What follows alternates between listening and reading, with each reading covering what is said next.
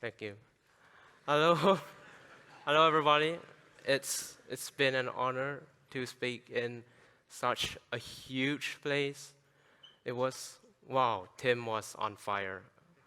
With guitar, I don't play guitar, but what I know is computers. So today, I'll be talking about packaging libraries. Thank you.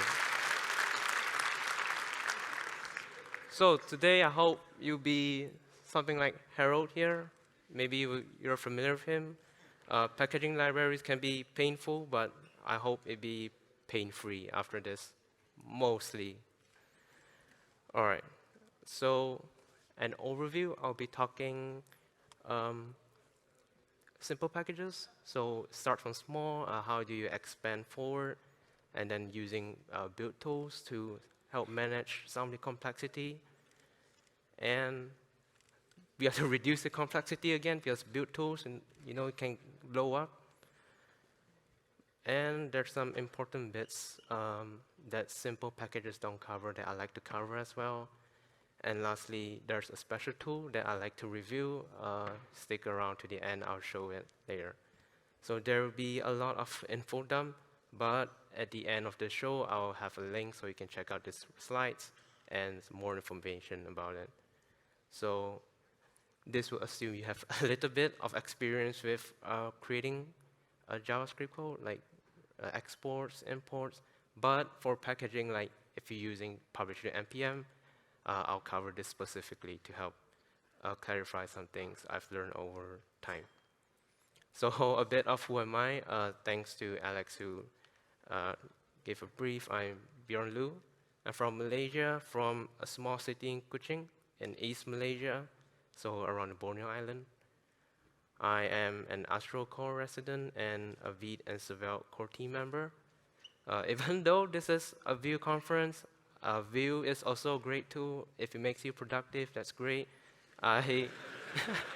Yeah, like we are professionals, right? Like in yesterday's React Q&A, use what tool that makes you most productive. That will always be the best choice. And I've worked a bit on open source for around 2 years now. Luckily, I have the opportunity to work full-time thanks to Astro. And yeah, let's get to it. So let's make a library.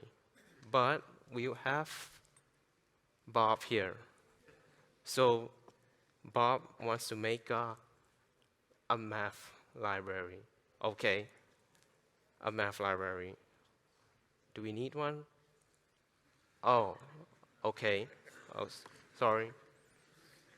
OK, so, OK, Bob, a math library. Let's make a simple single entry library using ES modules or ESM. So you might be familiar with a code like this, an export a function with an add, A and B, and then we have the package.json, which is how you export the file. So someone using a library, this is where the main, like the gut of your package. So you can see my cursor. Wait, cursor is right here. So an exports field, and then a dot, which is the root of a library. You export the main.js file. So basically, this is all you have to do if you're building a simple library, in this case, a math library for some reason. And yeah, remember to also specify the files so that it actually gets packaged and not gone when you publish it. So, Bob, what's next? Add some types, of course. And yeah, like if you have attended yesterday, Fred's talk about type safety, about it eating the world, and I agree as well. So we as library maintainers, we have to be responsible at type safety. So one way is to write in TypeScript. So it's like before, but you add some types and numbers. Unfortunately, I didn't return an explicit type. I'm sorry, Fred. It's implicit. No worries. And then we have the tsconfig.json, which is, it's a bit much to digest, but you can see the main thing is the declaration true. So we generate the declaration files so that TypeScript knows it. And then we also have to update our package.json. So we have the types field on the top in the root, and then we have the types field in the exports. So I will go deeper about why we have to need these two fields duplicated. But for now, this would be good. Like we have type safety. So let's get to back. All right, there's also now a build script. So in the second step, we already have a build tool. It might be a bit complex for JavaScript as usual, but I'll be explaining like in an easier way later. So, okay, Bob's back again. What now? What about CommonJS? Okay, what about it, Bob? All right. So CommonJS it's still used. Like some tooling still supports it. Not all tooling supports ESM. Of course, we have to be responsible as well. I'm sorry, Bob. I didn't mean it. Okay, a bit of a short introduction of ESM and CJS. So ESM stands for ECMAScript modules. CJS is CommonJS. So you can, here it's like a short side-by-side comparison where you might be familiar with ESM with imports and exports and top-level awaits. So CommonJS, everything is synchronous. You don't have top-level awaits. You use require and modular exports.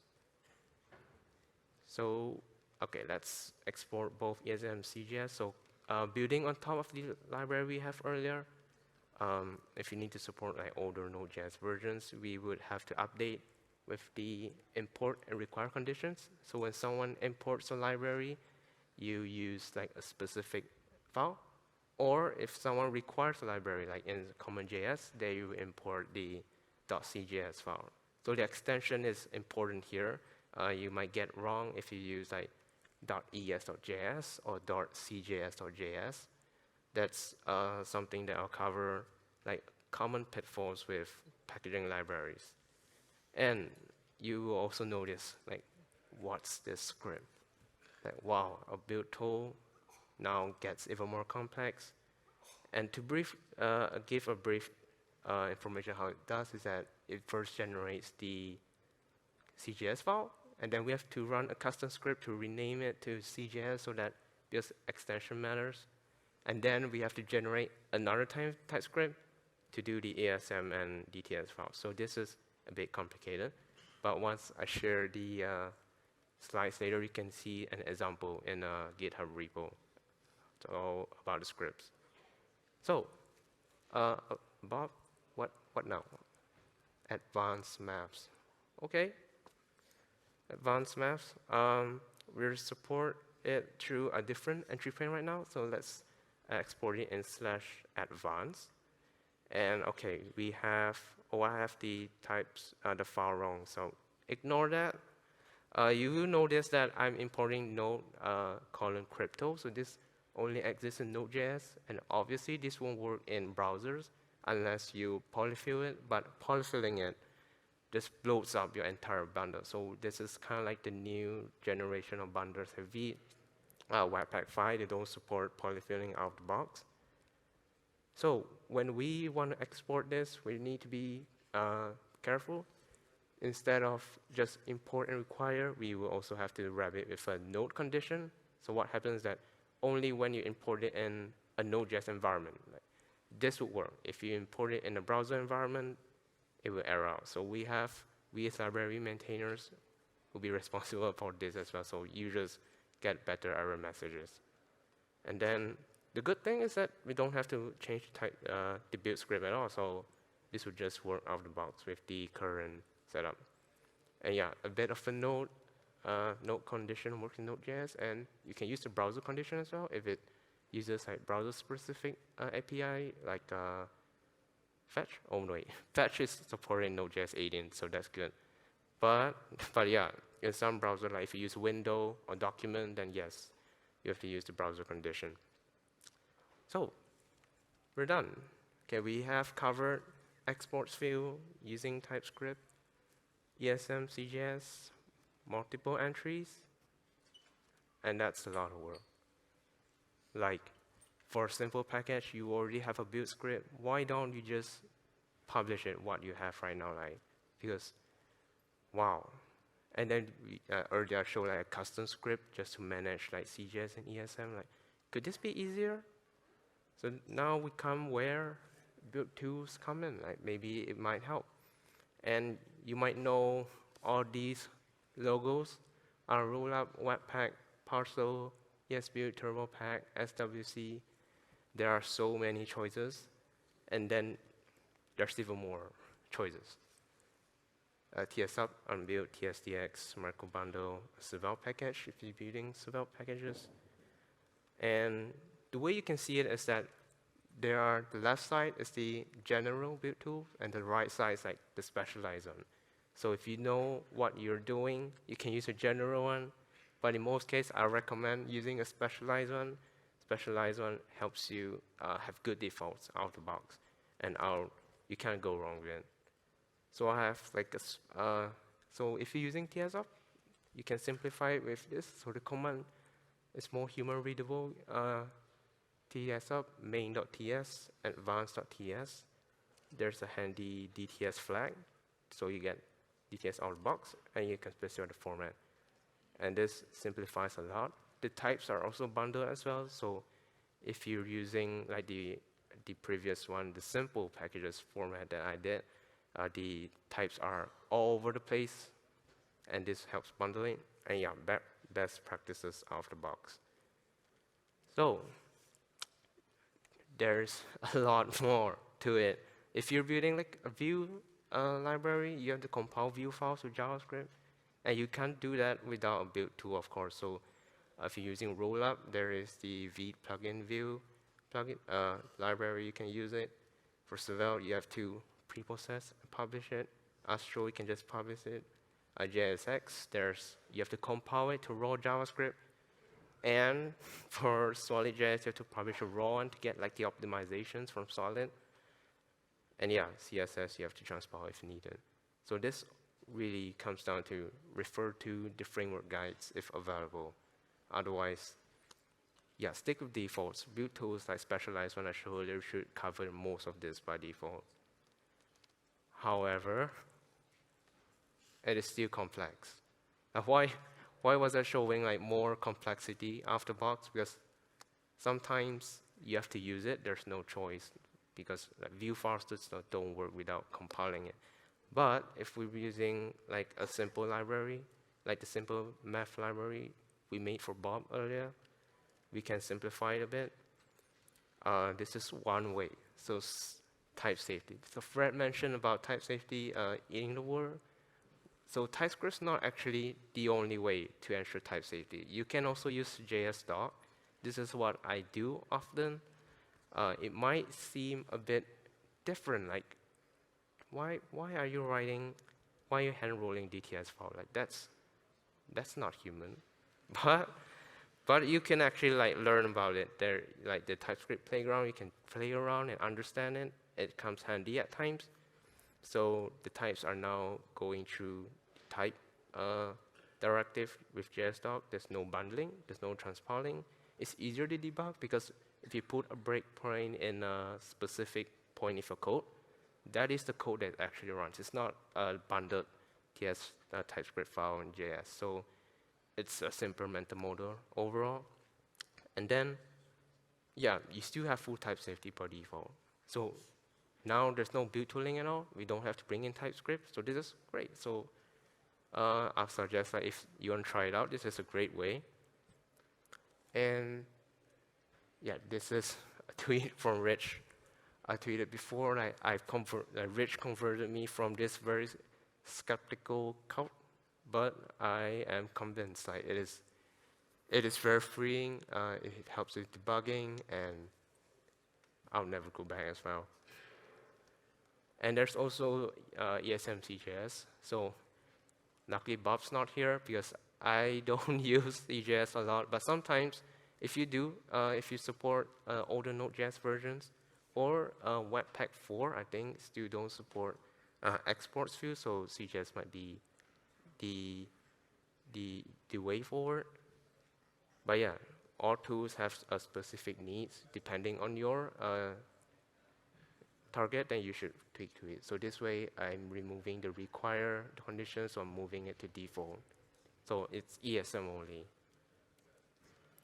And also exporting raw for private packages. So if you're building like in your own company, like you have mono repos or private packages that only you're the one using, sometimes you don't actually have to do all the build tooling because your other app already has some build tooling. You don't have to duplicate it. And yeah, sometimes you can just publish a raw TypeScript file. That's fine as well. And that, and also, all right, I want to mention for like mono repos workspace packages, like private packages, Lucy will be making a talk about it at the end of today. So check it out. That might help if you have like a company package you want to try to open source. And wait, before that, important bits. Yeah, so believe it or not, those are just like scratching the surface. There's more to it that I like to cover. So hopefully I go this quick. I don't want to bore everyone about it. But you can check out later with a link. I'll go deeper with it. So the exports view is the main cut that I showed before. We've seen like the simple first one, the second one, and then there's like more matrices to it. You can mix in with glob. So if you want to export like multiple files at once, you can use like development or production condition if you have different code behavior between them. So this is just one way. You can check out the link from Node.js. And there's also more fields. These are top level fields in the package.json that I didn't cover much earlier besides types field. Because most of these fields right now is actually superseded by the exports field, which is nice because you don't have to remember all of the fields. But if you want to know, understand them, the history of them, because you need to know what exports solve, these are the links you can check out. And files. I've covered this a bit earlier. Files. Remember to set the file so you don't publish everything. The worst thing is that if you have a test folder, somehow that get published as well. Everyone will be downloading your packages along the test folder. So that'll be a bit wasteful. But yeah, you can specify files, the field like this. It follows the get ignore format. And you can run npm pack to confirm it. It will list all the files that are being packed without publishing it, which is pretty handy, using a lot. And side effects. So this one is a bit specific. You don't have to use it a lot of times, but sometimes you might find it useful if you have a file that changes a global behavior, like this very specific instance of the behavior where you update the document title. But any global effect, you can specify side effects in your library so that it tells the bundler that, okay, this has side effects. You should include it so that it works correctly when someone uses your library. And there are more again. I'm sorry. But there are many little rules, and I don't have too much time to cover, but I'll just go quickly. Don't use Node.js modules in a browser code. If you need to use Node.js modules, use the node condition, and the opposite for browser-only APIs. Don't use it in Node.js code unless it's supported like fetch, which is pretty cool. And don't mix require and ESM. Make sure JS file extension is correct, like I mentioned before. Node.js has this very specific behavior. If a file is ESM, you have to use MJS or nearest package.json type module. Writing ESM just inside the file doesn't mean it's actually ESM. So that's something you have to remember. Engines.node field is a unique one if your library supports only a specific Node.js version. And recently, I've been chatting a bit with Andrew Branch on the exporting types. So I think I've done a bit wrong in some of the libraries. I just realized that. So do check out like Andrew's on the last point, the link there. Are the types wrong? Sometimes you're exporting types wrong. You can check it out. It will suggest you why and how to fix them. And types version as well, the second last point. That's something new I learned as well. It's always like a learning journey for me. So that is a way to export types if you don't use the Node 16 or Node next, module resolution in TypeScript, very specific thing. As library maintainers, you have to check so many conditions. Wow. Okay, so there is a lot to remember. Sometimes I feel like this, talking to people like right now. I'm sorry, but okay, this is the way. This is the part where I'll show something. So I've made a tool before. You might have noticed on Twitter, maybe I tweet about it. So this is a tool that links if your package, right? Like the rules earlier, like most of the rules I try to cover more. In the future, there may be more rules that I'll cover. Yeah, it works locally as well. So you can actually put it in your pre-published script so that you don't publish wrong. That works as well. You can, yeah, the QR code has a link to it. So anyone has a suggestion? Like, do you want to check a specific package? How about it's a Vue conference? How about we check Vue? All right. Is it? Okay, it's good. Okay. Okay. Not sure if Evan's here. Maybe as a sigh of relief. Anyone has something they want to check? Sorry? Check React. Oh, React. Okay. Okay. The ultimate test. Okay. Oh, React's good as well. Oh, okay. Good, good, good. Yeah. Low dash. All right. Okay. Low dash. Oh, good. All right. Low dash is good. So, is there? Yeah, I don't think we have like a problematic package for now, which is good. Like, luckily, most of the ecosystem, like big packages, has caught up. Otherwise, in times, I think, well, I don't want to shame anyone, but this morning I tried to find like a problematic package, and maybe I can show an example of what happens.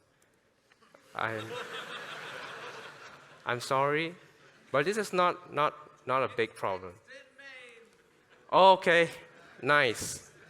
There's one error I found. Types needs to be the first one.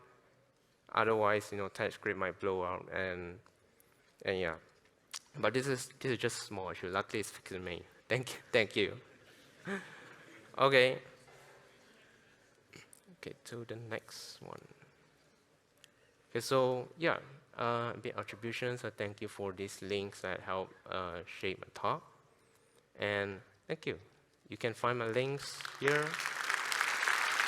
Thank you. Yeah.